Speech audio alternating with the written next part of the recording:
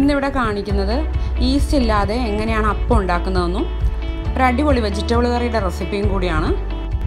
ഈ വെജിറ്റബിൾ കറിക്ക് ഒരു പ്രത്യേകതയുണ്ട്. അതെന്താണെന്നുള്ളത് ഞാൻ ഡിസ്ക്രിപ്ഷൻ ബോക്സിൽ എഴുതിയിട്ടുണ്ട്. അത് ഡിസ്ക്രിപ്ഷൻ ബോക്സ് എല്ലാവരും ഒന്ന് മറക്കാതെ ചെക്ക് ചെയ്യുക. റെസിപ്പിയിലേക്ക് കടക്കുന്നതിന് മുമ്പ് ചാനൽ ഇതുവരെ സബ്സ്ക്രൈബ് ചെയ്യാത്തവരുണ്ടെങ്കിൽ ഒന്ന് സബ്സ്ക്രൈബ് ചെയ്യുകയും അതിൻ്റെ തൊട്ടടുത്തുള്ള ബെല്ലൈക്കണിൽ ക്ലിക്ക് ചെയ്താൽ ഓൾ എന്ന് പറഞ്ഞ ഓപ്ഷൻ കാണാൻ പറ്റും. അതുകൂടി ക്ലിക്ക് ചെയ്താൽ ഞാൻ ഇടുന്ന കൂടുതൽ വീഡിയോസിൻ്റെ നോട്ടിഫിക്കേഷൻസ് ലഭിക്കുന്നതായിരിക്കും. നിങ്ങളുടെ അഭിപ്രായങ്ങളും സംശയങ്ങളും കമൻറ്റിലൂടെ അറിയിക്കാവുന്നതാണ്. ആദ്യം തന്നെ ഈസ്റ്റ് ചേർക്കാതെ എങ്ങനെയാണ് ഈ അപ്പം ഉണ്ടാക്കുന്നതെന്ന് നമുക്കൊന്ന് നോക്കാം. 1/2 കപ്പ് തേങ്ങ ചിരണ്ടിയത്, 1/2 കപ്പ് ചോറില്ലെങ്കിൽ അവൽ വേണമെങ്കിലും ചേർക്കാം. 1 ഗ്ലാസ് പച്ചരി എടുത്ത് 4 മണിക്കൂർ കുതിർത്തി വെച്ചത്. ഈസ്റ്റ് ചേർക്കാതെ ഉണ്ടാക്കുന്നതുകൊണ്ട് ഈ അപ്പം പുളിച്ചു വരാനായിട്ട് തലേ പ്രാവശ്യം നമ്മൾ ഉണ്ടാക്കി വെച്ചിരിക്കുന്ന വെള്ളയപ്പത്തിൻ്റെ പുളിച്ച പൊടി 2 ടേബിൾ സ്പൂൺ എടുത്ത് ഫ്രിഡ്ജിൽ സൂക്ഷിക്കുക. അത് ചേർത്ത് കൊടുക്കാം. അങ്ങനെ എടുത്ത് വെച്ചിരിക്കുന്ന മാവാണിത്. ഒരു മിക്സിയുടെ ജാറെടുത്ത് കുതിർത്ത് വെച്ച അരി ഒന്ന് വെള്ളം കളഞ്ഞ് ഇട്ട് കൊടുക്കാം. ഇതിലേക്ക് എടുത്തു വെച്ചിരിക്കുന്ന ചോറ് ചേർത്ത് തേങ്ങയും ചേർത്ത് ഈ എടുത്തു വെച്ചിരിക്കുന്ന 2 ടേബിൾ സ്പൂൺ വെള്ളയപ്പത്തിൻ്റെ പൊടിയും ചേർത്ത് മിക്സിയിൽ ഒരു 3/4 ഗ്ലാസ് വെള്ളം ഒഴിച്ച് നന്നായിട്ട് അരച്ചെടുക്കുക.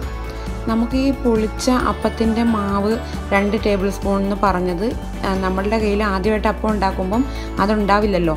ആ സമയത്ത് എന്താ ചേർത്ത് കൊടുക്കേണ്ടതെന്ന് വെച്ചാൽ ഒരു 1/2 ടീസ്പൂൺ സോഡാപ്പൊടി, ബേക്കിംഗ് സോഡ ചേർത്ത് നമുക്ക് തലേ ദിവസം രാത്രി അപ്പത്തിൻ്റെ മാവ് അരയ്ക്കുമ്പം തന്നെ ചേർത്ത് ഇളക്കി യോജിപ്പിച്ച് അവിടെ വയ്ക്കുക. പിറ്റേ ദിവസം ആകുമ്പം പുളിച്ച് കിട്ടിക്കോളൂ. അപ്പത്തിൻ്റെ മാവ് അരച്ച് വയ്ക്കുമ്പോൾ അരച്ചതിന് ശേഷം ബൗളിലാക്കി നമ്മുടെ കൈ കൊണ്ട് തന്നെ മിക്സ് ചെയ്ത് വയ്ക്കുക. ഇനി പുളിച്ച മാവിലേക്ക് ഉപ്പ് ചേർത്ത് ഇളക്കി നമുക്ക് അപ്പം ചുട്ടെടുക്കാം. അപ്പം ചുടാനായിട്ട് നമ്മൾ പൊടി ഒഴിച്ചതിന് ശേഷം ഒരു അടിവശം കുഴിഞ്ഞ തവി കൊണ്ട് നന്നായിട്ട് ചുറ്റിച്ചു കൊടുക്കുക. നല്ല പോലെ പാകമായ അപ്പത്തിൻ്റെ മാവാണെങ്കിൽ നമുക്കിതിനകത്ത് നല്ല ഹോളൊക്കെ വീണ് നല്ല അപ്പമായിട്ട് കിട്ടും. ചട്ടിയിലോട്ട് മാവ് ഒഴിക്കുമ്പോൾ ഹൈ ഫ്ലെയിമിലും പിന്നീട് അത് പരത്തിന് ശേഷം അത് ലോ ഫ്ലെയിമിലോട്ടും ആക്കുക. മൂടി വെച്ച് അല്പസമയം വേവിക്കുക. എന്നിട്ടൊരു ചട്ടകം കൊണ്ട് അതിൻ്റെ നടുക്കൊന്ന് തൊട്ട് നോക്കുമ്പോൾ പൊടി വറ്റി പിടിക്കുന്നില്ല എന്നുണ്ടെങ്കിൽ അത് പാകമായിട്ടുണ്ട്. ഒരു പ്ലേറ്റിലോട്ട് മാറ്റുക. എന്താ കണ്ടോ, നല്ല കുഴിയൊക്കെ വീണിട്ടുണ്ട്. നല്ല ടേസ്റ്റ് ആയിട്ടുള്ള അപ്പമാണ്. ഇനി നമുക്ക് ഈ അപ്പത്തിൻ്റെ കൂടെ ഒരു അടിപൊളി വെജിറ്റബിൾ കറിയും കൂടി ഉണ്ടാക്കി നോക്കാം. ഇതുണ്ടാക്കാൻ വേണ്ടുന്ന ചേരുവകൾ: ഒരു ചെറിയ ക്യാരറ്റ് എടുത്ത് ക്യൂബായിട്ട് മുറിച്ചെടുത്തതാണ് ഈ കാണുന്നത്. ഒരു 4 ബീൻസ് എടുത്ത് അരിഞ്ഞെടുക്കുക. ഒരു പാത്രത്തിൽ വെള്ളം തിളപ്പിച്ചിട്ട് അതിലോട്ട് ഉപ്പും മഞ്ഞളും ചേർത്ത് കോളിഫ്ലവർ ചെറിയ പീസസ് ആക്കി ചേർത്ത് 10 മിനിറ്റ് മൂടി വയ്ക്കുക. അങ്ങനെ എടുത്ത കോളിഫ്ലവർ ഒരു 50 ഗ്രാം. ഒരു ചെറിയ ഉരുളക്കിഴങ്ങ് എടുത്ത് ചെറിയ ക്യൂബായിട്ട് അരിഞ്ഞു വെച്ചത്. വലിയൊരു തക്കാളി ചെറുതായിട്ട് അരിഞ്ഞു വെച്ചത്. ചെറിയ ക്യൂബുകളായിട്ട് അരിഞ്ഞു വെച്ച paneer 100 gram. 1/2 glass green peas വെള്ളത്തിൽ കുതിർത്തി വെച്ചത്.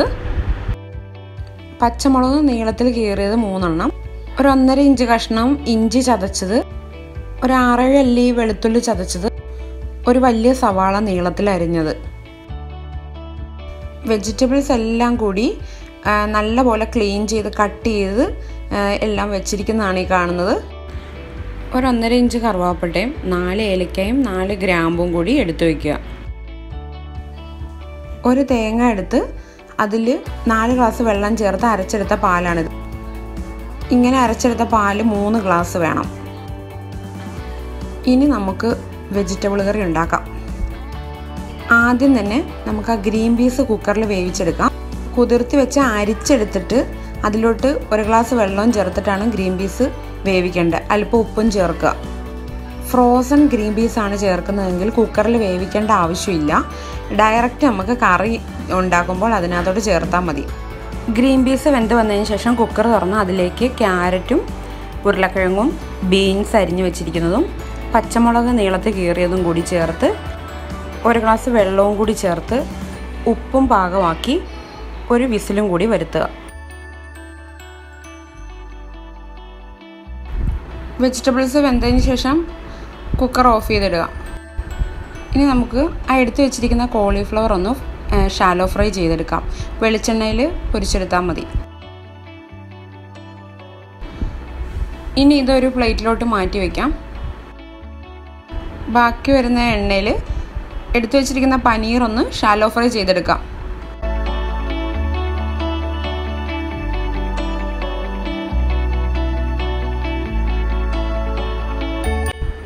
അതും ഒരു പ്ലേറ്റിലോട്ട് മാറ്റി വയ്ക്കാം. പനീറും മാറ്റി വെച്ചതിന് ശേഷം ആ കട്ട് ചെയ്ത് വെച്ചിരിക്കുന്ന പൊട്ടറ്റോയും കൂടി ഒന്ന് ഫ്രൈ ചെയ്തെടുക്കാം. ഈ വെജിറ്റബിൾസ് എല്ലാം ഫ്രൈ ചെയ്യാതെ ഉപയോഗിക്കാം. കറി വെക്കാനായിട്ട് ഒരു പാൻ അടുപ്പിൽ വെച്ച് അതിലോട്ട് വെളിച്ചെണ്ണ ഒഴിക്കുക. ചൂടായി വരുമ്പോൾ ഏലക്കയും പട്ടയും ഗ്രാമ്പും കൂടി ഇട്ട് പൊട്ടിക്കുക. ഇതിലേക്ക് ഇനി സവാള അരിഞ്ഞു വെച്ചത് ചേർക്കാം. ഒന്ന് വഴറ്റി കൊടുക്കുക. ഇനി ഇതിലേക്ക് ഇഞ്ചിയും വെളുത്തുള്ളിയും ചതച്ച് വെച്ചിരിക്കുന്നത് ചേർത്ത് കൊടുക്കാം. അല്പം കറിവേപ്പിലയും ഇട്ട് കൊടുക്കാം. എല്ലാം കൂടി ചേർത്ത് നന്നായിട്ടൊന്ന് 2 മിനിറ്റ് വഴറ്റി കൊടുക്കുക. ഇനി ഇതിലേക്ക് നമുക്ക് പൊടികൾ ചേർക്കാം. ഞാൻ ഉപയോഗിക്കുന്ന ഗരം മസാലയുടെ ലിങ്ക് ഈ വീഡിയോയുടെ മുകളിലായിട്ട് നിങ്ങൾക്ക് കാണാൻ പറ്റും. അല്ലാന്നുണ്ടെങ്കിൽ ഡിസ്ക്രിപ്ഷൻ ബോക്സ് ചെക്ക് ചെയ്യുക. 1 ടീസ്പൂൺ മല്ലിപ്പൊടി, 1/2 ടീസ്പൂൺ ഗരം മസാല, 1 ടീസ്പൂൺ കുരുമുളക് പൊടി, 1/2 ടീസ്പൂൺ പെരിഞ്ജീരകപ്പൊടി, 1/2 ടീസ്പൂൺ മഞ്ഞൾപ്പൊടിയും കൂടി ചേർത്ത് വഴറ്റി കൊടുക്കുക. വഴന്നു വന്നതിന് ശേഷം ഇതിലേക്ക് തക്കാളി ചേർത്ത് വീണ്ടും വഴറ്റുക.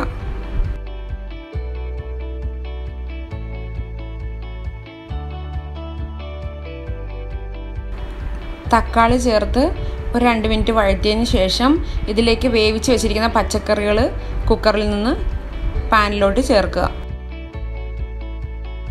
ഇതിലേക്ക് പൊരിച്ച് വെച്ചിരിക്കുന്ന പനീറും കോളിഫ്ലവറും ഉരുളക്കിഴങ്ങും കൂടി ചേർത്ത് കൊടുക്കുക. എല്ലാം കൂടി നന്നായി മിക്സ് ചെയ്തതിന് ശേഷം ഇതിലേക്ക് 3 ഗ്ലാസ് തേങ്ങാപ്പാൽ ചേർത്ത് കൊടുക്കാം. ഇതിൽ 2 ഗ്ലാസ് തേങ്ങാപ്പാൽ ആദ്യം ചേർത്ത് കൊടുത്ത് 3ാമത്തെ ഗ്ലാസ് ചേർക്കുമ്പോൾ അതിലേക്ക് 1 ടേബിൾ സ്പൂൺ കോൺഫ്ലോർ കലക്കി ഒഴിക്കുക. ഇത് കറിക്ക് ഒരു ചെറിയ കുറുകൽ കിട്ടാൻ വേണ്ടിയാണ്.